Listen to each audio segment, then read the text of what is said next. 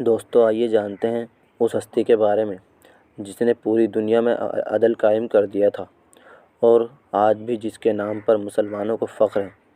تو اس سے پہلے اگر آپ ہمارے چینل پر نئے ہوں تو ہمارے چینل کو سبسکرائب کر لیں۔ آئیے شروع کرتے ہیں۔ بسم اللہ الرحمن الرحیم۔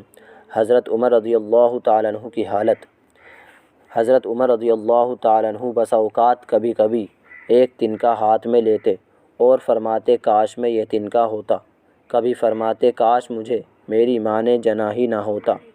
ایک مرتبہ کسی کام میں مشغول تھے، ایک شخص آیا اور کہنے لگا کہ فلاں شخص نے مجھ پر ظلم کیا ہے، آپ چل کر مجھے بدلہ دلوا دیجیے۔ آپ نے اس کے ایک درہ مار دیا کہ جب میں اس کام کے لیے بیٹھتا ہوں اس وقت تو آتے نہیں، جب میں دوسرے کاموں میں مشغول ہو جاتا ہوں تو آ کر کہتے ہیں کہ بدلہ دلوائیں۔ وہ شخص چلا گیا۔ آپ نے آدمی بھیج کر اس کو بلوایا اور درہ اس کو دے کر فرمایا کہ بدلہ لے لو۔ اس نے عرض کیا کہ میں نے اللہ کے واسطے معاف کیا۔ گھر تشریف لائے، 2 رکعت نماز پڑھی، اس کے بعد اپنے آپ کو خطاب کر کے فرمایا، اے عمر تو کمینہ تھا، اللہ نے تجھ کو اونچا کیا، تو گمراہ تھا، اللہ نے تجھ کو ہدایت کی، تو ذلیل تھا، اللہ نے تجھے عزت دی، پھر لوگوں کا بادشاہ بنایا۔ اب ایک شخص آ کر کہتا ہے کہ مجھے ظلم کا بدلہ دلوا دے تو اس کو مارتا ہے، کل کو قیامت کے دن اپنے رب کو کیا جواب دے گا؟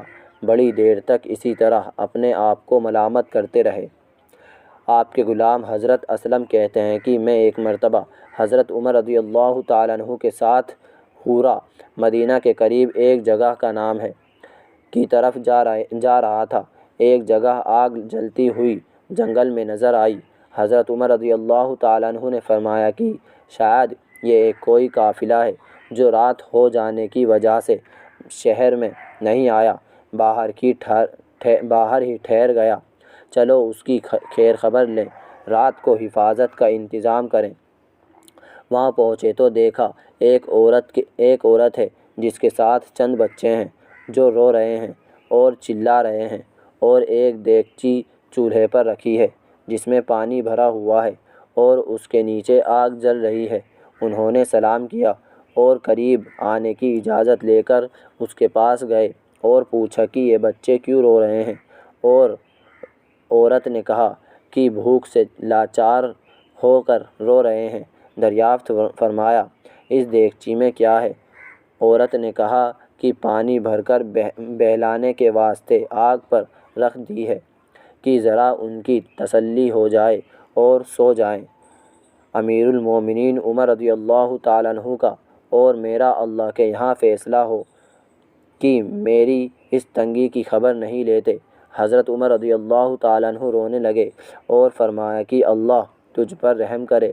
بھلا عمر رضی اللہ تعالیٰ عنہ کو تیرے حال کی کیا خبر ہے؟ کہنے لگی کہ وہ ہمارے امیر بنے ہیں اور ہمارے حال کی خبر بھی نہیں رکھتے۔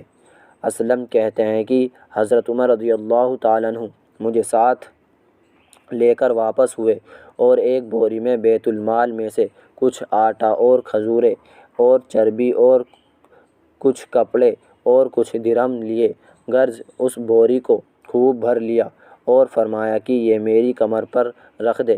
میں نے عرض کیا کہ میں لے چلوں؟ آپ نے فرمایا کہ نہیں، میری کمر پر رکھ دے۔ 2-3 مرتبہ جب میں نے اصرار کیا تو فرمایا کہ نہیں، کیا قیامت میں بھی میرے بوجھ کو تو ہی اٹھائے گا؟ اس کو میں ہی اٹھاؤں گا، اس لیے کہ قیامت میں مجھ ہی سے اس کا سوال ہوگا۔ میں نے مجبور ہو کر بوری کو آپ کی کمر پر رکھ دیا۔ آپ نہایت تیزی کے ساتھ اس کے پاس تشریف لے گئے، میں بھی ساتھ تھا۔ وہاں پہنچ کر اس دیگچی میں آٹا اور کچھ چربی اور کھجوریں ڈالی اور اس کو چلانا شروع کیا۔ چولہے میں خود ہی پھونک مارنا شروع کیا۔ اسلم رضی اللہ تعالیٰ عنہ کہتے ہیں کہ آپ کی گنجان داڑھی سے دھواں نکلتا ہوا میں دیکھتا رہا حتیٰ کہ حریرہ یا تیار ہو گیا۔ اس کے بعد آپ نے اپنے دستے مبارک سے نکال کر ان کو کھلایا۔ وہ سیر ہو کر ہنسی کھیل میں مشغول ہو گئے۔ اور جو بچا تھا وہ دوسرے وقت کے واسطے ان کے حوالے کر دیا۔ وہ عورت بہت خوش ہوئی اور کہنے لگی اللہ تعالیٰ تمہیں جزائے خیر دے، تم تھے اس کے مستحق کی بجائے عمر رضی اللہ تعالیٰ عنہ کے تم ہی خلیفہ بنائے جاتے۔ حضرت عمر نے اس کو تسلی دی اور فرمایا کہ جب تم خلیفہ کے پاس جاؤ گی تو مجھ کو بھی وہیں پاؤ گی۔ حضرت عمر رضی اللہ تعالیٰ عنہ اس کے قریب ہی ذرا ہٹ کر زمین پر بیٹھ گئے۔